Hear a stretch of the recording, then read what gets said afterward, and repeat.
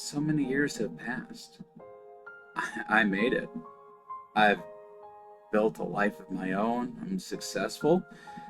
I've never had to see those so called people that are my family.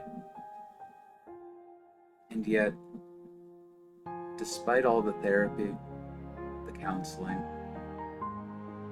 despite holding my precious children's bodies as closely as I can and vowing they will never go through what I went through, I still see them lying in the basement, the blood, the sounds, the chatter. Izzy and Stacy were my stepsisters. That day, when it all finally happened. Yes, here's a cliche. It started like any other day. Work, work, work, sweeping, cooking, wiping, cleaning, dishes, kitchen, bedrooms. Their mother left around noon, and they became louder and more rambunctious than ever. I tried to ignore their hollering and foolishness, concentrating on my chores and, of course, chatting with the mice to block them out. I don't know when exactly I started talking to the mice, but it must have been after I read this old English novel lying around in the attic where I had been moved to after they moved in. One of my mother's old childhood books. The Little Princess. It wasn't about a princess at all. It was about this rich English girl whose dad dies while she's at a boarding school in London and there's no money left. And the headmistress makes her a servant in the school. The girl makes friends with the mice. It seemed like the logical thing to do. And so I made friends with the mice too, leaving them scraps of food and talking to them while I swept and chopped and cooked and cleaned. I was young. We were all so young.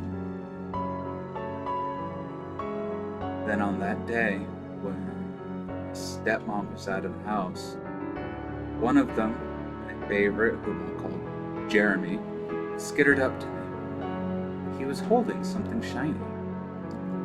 "Thank you, Jeremy," I cried. They had found a pair of my mother's earrings. I could remember her wearing them, all sparkly and dangly.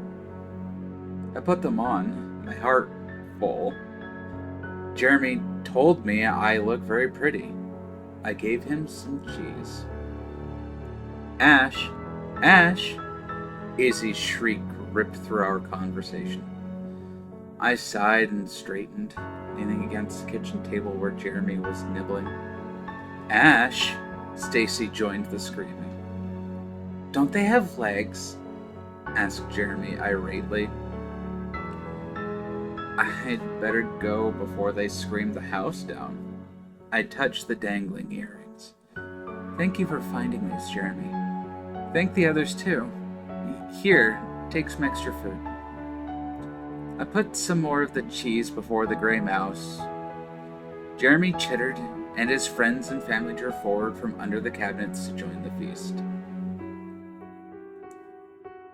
I walked down the long hallway to the living room where Izzy and Stacy were. That damn house was so big.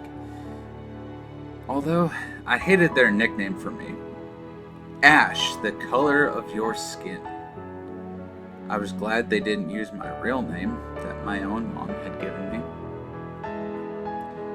Izzy and Stacy were lounging on the couch. With their mom gone overnight, they were even more obnoxious. "Where were you?" cried Izzy.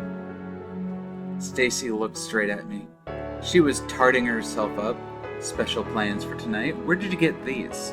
She came up close right in my face and flicked the earrings. I flinched. "They're my mom's." "Well, leave me be, Stacy. I have to help Izzy." Stacy tightened her grip on the right earring. "You slut," she said. "These are mine. Izzy, look, aren't these my earrings? You've been stealing from me." Izzy got off the couch and joined her sister, taking hold of the left earring. I stood very still. Both sisters tugged forcefully on the earrings, ripping them out of my lobes. Pain shot through me, but I held myself still, refusing to cry or move. I turned and walked silently out of the room, blood dripping down my neck, down my shoulders. As soon as I was out of the living room, I rushed up to the attic and flung myself on my bed, sobbing. Eventually, worn out from pain and grief, I fell asleep. It must have been several hours later that I woke up. The light had changed. It was quite dark, and then I heard the muffled screaming. Izzy and Stacy. I climbed down from the attic. The muffled screams were coming from the basement. I opened the basement door, flicked on the lights, and slowly went down the stairs. I still don't know how the mice managed to carry them down and tie them up. I don't know how they got into the basement. I have been asked and asked again 1,000,000 times. I don't know. I don't know. Over and over again. I was asleep when it happened. They couldn't find any of their blood on me or on any of my belongings, and eventually they had to believe me.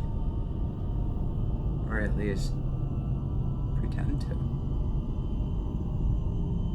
The two girls were laid down and tied them firmly to my mom's old sewing table with her old embroidery thread and yarns and gagged. The gags had partially slipped off, though, from their screaming.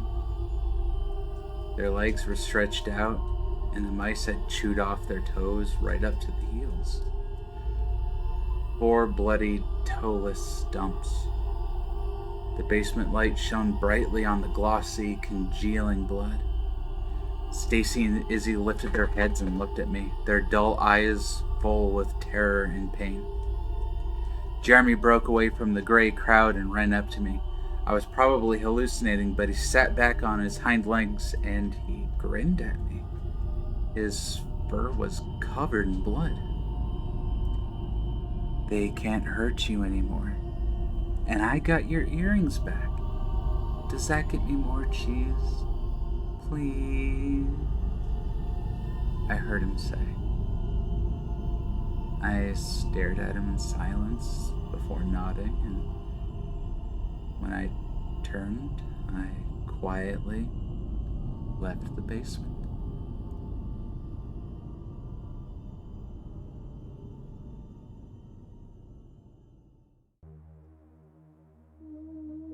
Hey there, crew. It's your host, CobaltTungsten, coming at you real quick.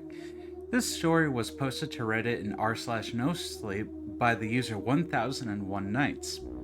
All of the wonderful music and soundscapes in the video were created and graciously provided by the ever-wonderful Mio, who you can find here on YouTube. If you liked the music, I would highly recommend giving him a listen and supporting his channel. If you have a story you would like me to check out or narrate, feel free to give me a holler to my Gmail, which will be posted on screen and in the description.